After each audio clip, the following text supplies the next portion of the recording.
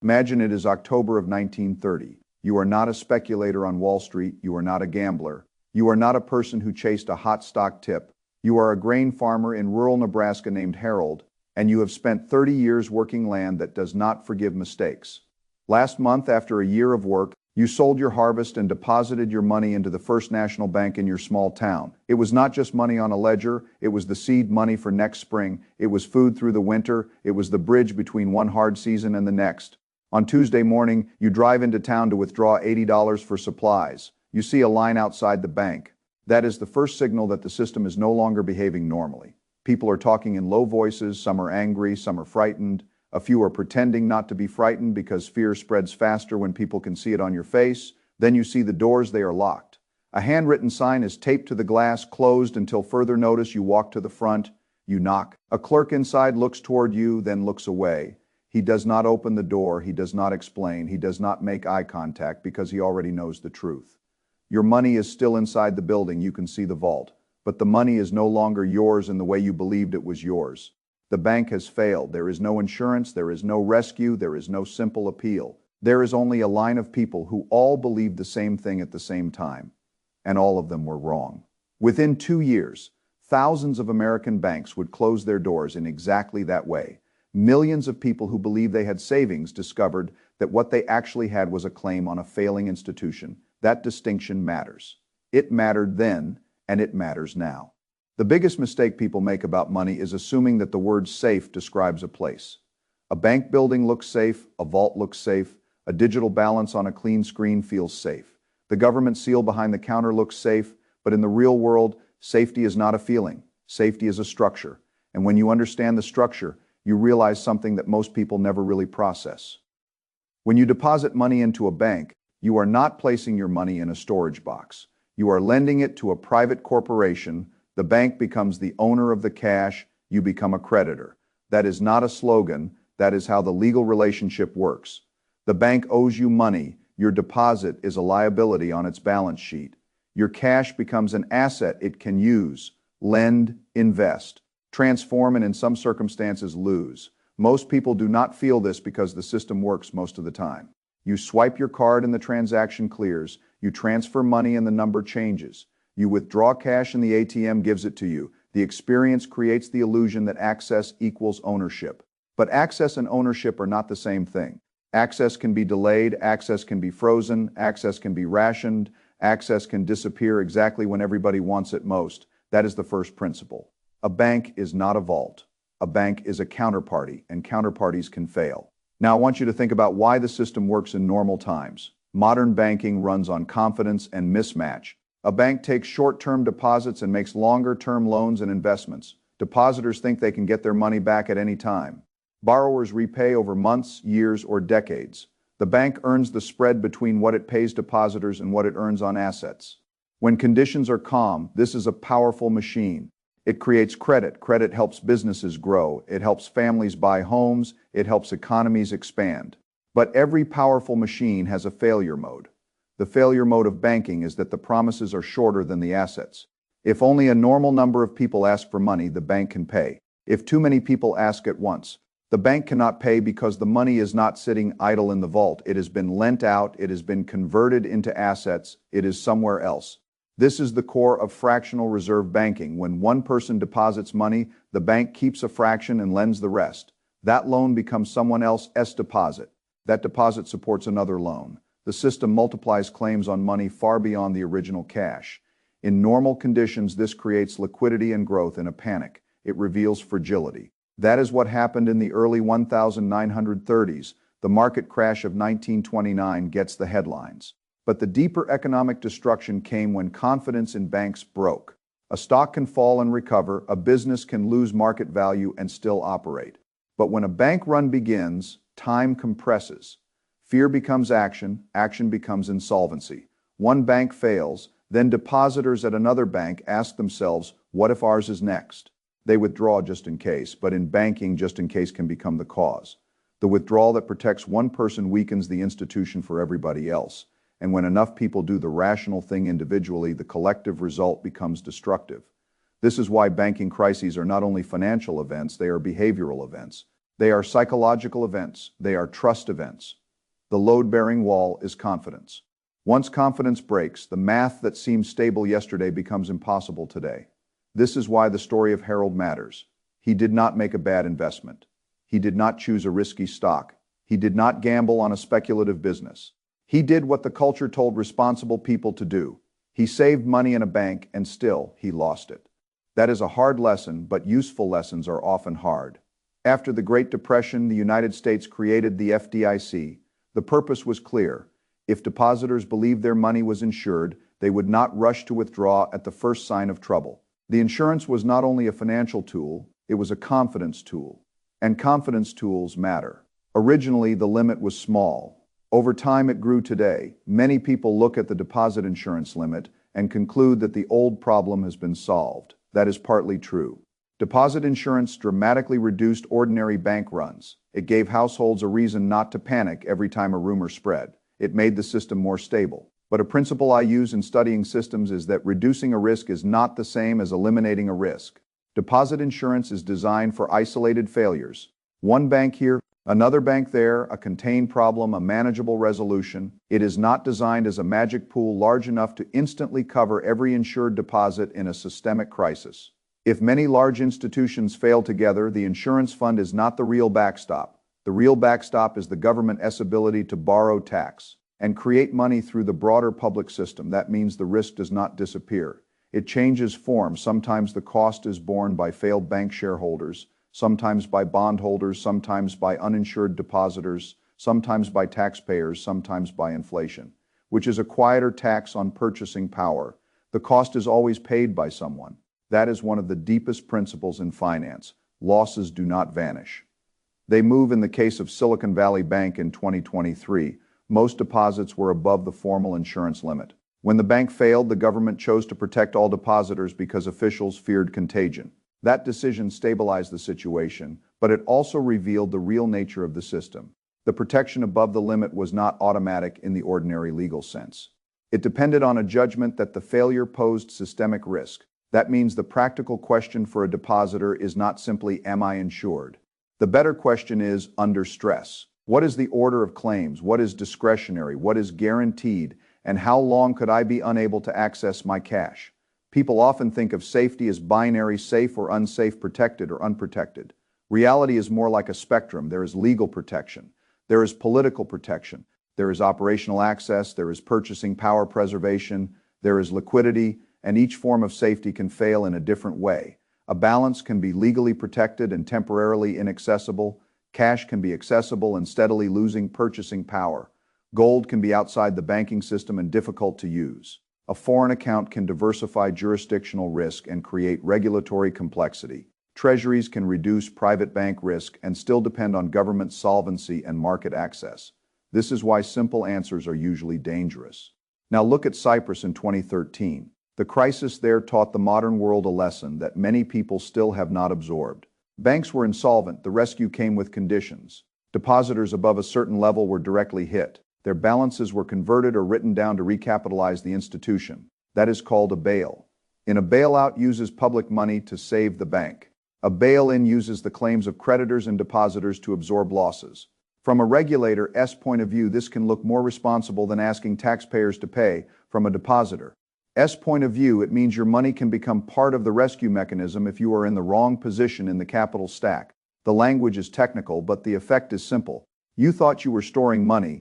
The system treated you as a creditor, and in a crisis, creditors absorb losses. After Cyprus, bail-in frameworks became more formal in parts of the developed world. Regulators do not advertise this in emotional language because systems depend on confidence. But if you read the legal architecture, the logic is visible. When a financial institution fails, the system looks for the least politically costly way to distribute losses while preserving the larger machine. That is not evil. That is how crisis management works. But if you do not understand the machine, you become one of the people the machine acts upon. Now, when people hear this, they usually jump to the next question. Where should cash be stored if banks can fail? I want to be very careful here. This is not investment advice. It is not a command to do anything. It is a way of thinking about trade-offs. The first option is physical cash. It is outside the banking system. It cannot be bailed in by a bank. It cannot be frozen by a bank. Online portal. It can give you immediate optionality and a local disruption, but physical cash has obvious weaknesses. It can be stolen, it can burn, it earns nothing. And if inflation is high, it loses purchasing power every year. In a deflationary collapse, cash can become very powerful because prices fall and the same dollar buys more. During certain parts of the Great Depression, people who had cash had choices. In an inflationary collapse, cash can become dangerous because the currency itself loses value faster than you can use it. So the real question is not, is cash good or bad? The real question is, what risk am I trying to protect against? If I am protecting against a short-term bank access problem, physical cash can help. If I am protecting against long-term currency debasement, physical cash may be a poor solution. The second option is treasury securities held directly. When you buy a treasury, you are lending to the federal government rather than to a private bank in dollar terms. Treasuries are usually treated as the safest and most liquid core asset in the financial system. They sit at the center of collateral monetary policy and global reserves. Holding them directly can reduce intermediary risk, but nothing is perfect. If you hold treasuries through a brokerage, you still rely on that brokerage's operational systems. If you hold them directly, you may reduce that layer, but give up some convenience and speed. Liquidity is not only about whether an asset can be sold, it is also about how fast, through which channel, and under what conditions. The third option is money market funds. Many people treat money market funds like cash. They can be useful, but they are securities, not bank deposits. In a crisis, money market funds can face stress. A major fund broke the buck during the 2008 crisis, and redemptions became a source of panic. The government intervened, but as with many crisis actions, intervention was a response. Not something ordinary people should assume will always arrive in the same way at the same speed. The fourth option is precious metals. Gold has been a store of value across long stretches of history because it cannot be printed by a central bank and does not depend on the solvency of a private institution. It sits outside the credit system, but gold has trade-offs too. It produces no income. It must be stored. It can be difficult to use in daily transactions, and history shows that governments under stress have sometimes restricted private ownership. In 1933, Americans were ordered to turn in most gold bullion. That happened. It is part of the historical record. So again, the lesson is not that gold is perfect. The lesson is that every asset solves one problem while creating another. The fifth option is foreign currency or foreign banking exposure. Some people use stronger foreign currencies or foreign accounts as jurisdictional diversification. This can spread risk away from a single country, a single bank system, and a single currency. But it adds other risks. Currency movements can work against you. Foreign legal systems are not always easier to navigate. Reporting rules can be strict. Americans in particular have obligations around foreign bank accounts, and mistakes can be expensive. Offshore banking is not automatically suspicious, and it is not automatically wise. It is simply a tool like all tools. It depends on the user, the purpose, and the structure. The sixth option is real assets. Land, property, productive equipment, useful commodities. Things that exist outside a bank ledger. Real assets have advantages because they have utility. A farm is not just a price on a screen. A home provides shelter. Productive assets can generate value in the real economy, but real assets are not liquid. You cannot spend a farm at the grocery store in deflationary environments. Real assets can fall sharply because buyers disappear and credit tightens. In inflationary environments, they can protect purchasing power better than cash. Again, the point is not that one option is always right. The point is that the right structure depends on the risks you are balancing. I learned over my life that most people want one answer because one answer feels emotionally easier. But reality usually works through trade-offs. If you want liquidity, you accept one set of risks. If you want outside the system protection, you accept another. If you want yield, you accept counterparty or market risk. If you want privacy, you may accept inconvenience and regulatory complexity. There is no risk-free place. There are only different risks. That is why resilience comes from diversification, not prediction. You do not diversify because you know exactly what will happen. You diversify because you know you do not know. That is the difference between speculation and preparation. In every crisis, the people who suffer most are often not the reckless. They are the concentrated, the person with all money in one bank, the business with all cash above insurance limits in one institution, the family with no physical liquidity, the investor with all wealth in one currency and one financial system, the retiree with no documentation and no plan. Concentration feels simple until the concentrated point breaks. Optionality feels unnecessary until it becomes priceless. In 1929, the small depositor in the small town did not have many options. He did not have a diversified banking strategy. He did not have Treasury Direct. He did not have multiple institutions, multiple jurisdictions, or fast information. He had trust. Trust is good in relationships. Trust is not a risk management system. In Argentina in 2001, bank accounts were frozen and deposits were forcibly converted. In Cyprus in 2013, depositors above the protected level took losses. In Iceland, capital controls lasted for years after the banking collapse. In the United States in 2023, regional banks that looked stable were vulnerable to interest rate losses and rapid withdrawals. The details change, the pattern repeats. People believe the system is safe because it worked yesterday, then the conditions change, then the assumptions are tested, then the people who understood the structure have choices, and the people who only trusted the appearance have fewer choices. This brings us to the modern banking system. The system is larger, faster, and more interconnected than it was in 1930. That creates strength in some ways and fragility in others. Information moves instantly, money moves instantly, panic moves instantly. Silicon Valley Bank did not fail over a slow season of rumors in a town square. It failed at digital speed. Depositors saw the risk, sent messages, moved funds, and the institution collapsed in a matter of days. The old bank run was a line outside a building. The new bank run is a screen, a group chat, a wire instruction, and a refresh button. The mechanics are modern, but the structure is old. Short-term liabilities, long-term assets, confidence as the load-bearing wall. When interest rates rise quickly, long-duration bonds fall in market value. Banks that bought those securities when rates were low can carry large unrealized losses. If depositors remain calm, the bank may not need to sell. If depositors leave, the bank may be forced to sell at a loss. The loss becomes visible. Confidence falls. More depositors leave. That is the reflexive loop. A hidden problem becomes visible because people fear it. Once visible, it becomes worse. Because people act on the fear, that is how many financial crises work. This does not mean every bank is unsafe. It does not mean the system is about to collapse. It means you should understand that the system has conditions under which it becomes fragile. Intelligent risk management is not panic. Panic is acting after the crowd acts. Risk management is preparing before the crowd acts. The practical lesson is not to run from banks. Modern life requires banks. Businesses need payment systems. Families need checking accounts. Retirees need direct deposits. Investors need settlement systems. The practical lesson is to stop confusing convenience with permanence. A bank account is a useful tool. It is not the same as a vault. Deposit insurance is a useful backstop. It is not the same as infinite protection. Government intervention is possible. It is not the same as guaranteed instant access. Cash outside the system is useful. It is not the same as long-term preservation. Gold is useful in some regimes. It is not the same as liquidity. Foreign accounts can diversify risk. They are not simple. Real assets can protect purchasing power. They are not always spendable. The strongest position is usually not extreme. It is balanced. It is thoughtful. It is built around the understanding that different environments reward different assets. Deflation rewards cash and high-quality claims. Inflation rewards scarce real assets and productive assets with pricing power. Banking stress rewards liquidity outside a single institution. Currency weakness rewards diversification. Legal complexity rewards documentation and compliance.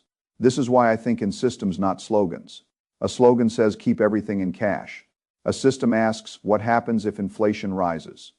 A slogan says buy gold. A system asks where is it stored, how is it used, and what happens if the law changes. A slogan says trust the FDIC. A system asks what is insured, what is uninsured, what is immediate, what is delayed, and what happens in a systemic event. A slogan says banks are safe. A system asks safe under what conditions, up to what limit, against which type of failure, and for how long. That is how you protect yourself in an uncertain world. You do not need certainty. You need a plan that survives uncertainty. That plan begins with understanding where your money actually is. Not where it appears to be, not where the marketing suggests it is, not where your emotions want it to be, where it actually is in the legal structure. If it is in a bank, it is a claim on a bank. If it is in a brokerage, it is held through a security system. If it is in Treasury Direct, it is a claim on the government. If it is in cash, it is physical currency exposed to theft and inflation. If it is in gold, it is an asset exposed to storage and legal risk. If it is in real estate, it is real but illiquid. Each is different. Each has a role. Each has a failure mode. and understanding failure modes is one of the most important habits in life. People often study success because success feels attractive. I have found that studying failure is usually more useful. Failure reveals the structure. Failure shows the leverage points. Failure exposes what was assumed, what was hidden, and what mattered most. The Great Depression revealed the fragility of uninsured deposits. Cyprus revealed the reality of bail-ins. Argentina revealed the danger of capital controls and forced conversion. Silicon Valley Bank revealed how fast a modern digital bank run can unfold when balance sheet losses meet concentrated depositors. These are not just stories, they are case studies in how systems break. And the purpose of studying them is not fear. The purpose is humility. Humility means accepting that you can be wrong, that institutions can fail, that rules can change, that access can be interrupted, and that a plan based only on normal conditions is not a complete plan. A complete plan asks what happens when normal conditions stop. If your bank closes for a few days, can you function? If a transfer is delayed, do you have alternatives? If an institution fails, are your deposits within limits? If your balances exceed limits, are they spread intelligently? If inflation erodes cash, do you own assets that can preserve purchasing power? If liquidity disappears, do you have enough immediate cash to bridge the gap? If you need to prove the source or purpose of funds, do you have documentation? These are not dramatic questions. They are practical questions. And practical questions are how you turn anxiety into preparation. The people who lose the most in crises are often the people who never asked the boring questions while times were good. They assumed the line would never form outside the bank. They assumed the sign would never be taped to the glass. They assumed the balance on the screen meant ownership. They assumed the rules would work the way they imagined they worked. Then the machine did what machines do. It followed its design. That is why I do not think of the banking system as evil. I think of it as a machine with incentives, legal priorities, liquidity needs, political constraints, and confidence mechanisms. Machines do not care what you believed. They produce outcomes based on structure. If you understand the structure, you can use the machine wisely. If you do not, you can be used by it. So the real question is not whether you should trust banks or distrust banks. That is too simple. The real question is whether you understand what a bank is. A bank is not a warehouse for your cash. It is a leveraged financial institution that transforms short-term deposits into longer-term assets while promising liquidity to depositors. That model creates economic growth. It also creates fragility. Both things are true. Holding both truths at the same time is what mature financial thinking requires. The next banking crisis will probably not look exactly like 1929. It may not involve lines outside every branch. It may not involve handwritten signs. It may be managed through emergency facilities, weekend mergers, transfer delays, expanded guarantees, selective bail-ins, restricted withdrawals, or quiet policy changes that ordinary people do not understand until after the decision has been made. But the core question will be the same when too many people want out at the same time. Who gets out, who waits, who takes losses, and who decides? That is the question hidden beneath the surface of every banking system. Harold in Nebraska learned the answer too late. He thought his money was stored. It was not. He thought access meant ownership. It did not. He thought the bank's survival was separate from his family's survival. It was not.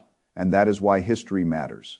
History is not a museum of old mistakes. It is a map of recurring patterns. The clothing changes, the language changes, the policy tools change, but human nature and financial structure repeat in recognizable ways.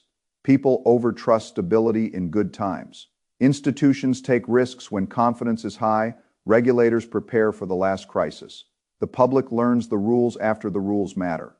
Then, when stress arrives, everyone discovers who actually understood the machine. I do not want to be the person who discovers the structure for the first time during a crisis. I want to understand it before the crisis. That is the principle. Do not predict the day the door closes. Understand what happens if it does. Do not assume all institutions are the same. Understand the counterparty. Do not keep all options in one place. Build optionality. Do not rely on slogans. Study the mechanics. Do not let fear make decisions. Let structure guide preparation. Because once you understand that money inside a bank is a claim, not a pile of cash with your name on it, the way you think changes. You become less emotional. You become less naive. You become harder to surprise. And in finance, being hard to surprise is a major advantage. Most people only ask where their money is when they can no longer reach it. The better question is to ask now, where is it legally? Who owes it to me? What happens if they fail? What is insured? What is not insured? What can be frozen? What can be accessed immediately? What preserves purchasing power? What gives me options? Those questions do not create panic. They create clarity, and clarity is one of the most valuable assets you can own. The crisis may come this year, next year, or years from now. It may be small, it may be large, it may affect only a few weak institutions, it may test the broader system. I do not know the timing. No one does. But I know the principal systems built on confidence must be studied before confidence breaks. Because when confidence breaks, the window for learning closes. That is the lesson from 1929. That is the lesson from Cyprus. That is the lesson from every banking crisis where people believed they owned something and discovered they only had a claim. The goal is not to live in fear. The goal is to live with understanding. When you understand the machine, you do not have to panic when it shakes. You can step back, see the parts, see the incentives, see the legal order, and make better decisions. That is what preparation really means. Not predicting collapse, not hiding from the world, not rejecting banks, understanding risk, spreading exposure, preserving liquidity, documenting ownership, and keeping enough options so that one closed door does not trap your entire financial life behind it. Most people will never study the mechanics of failure until they are standing outside the glass. But by then, the sign is already on the door, closed until further notice, and if you wait until that moment to ask where your money really is, you waited too long.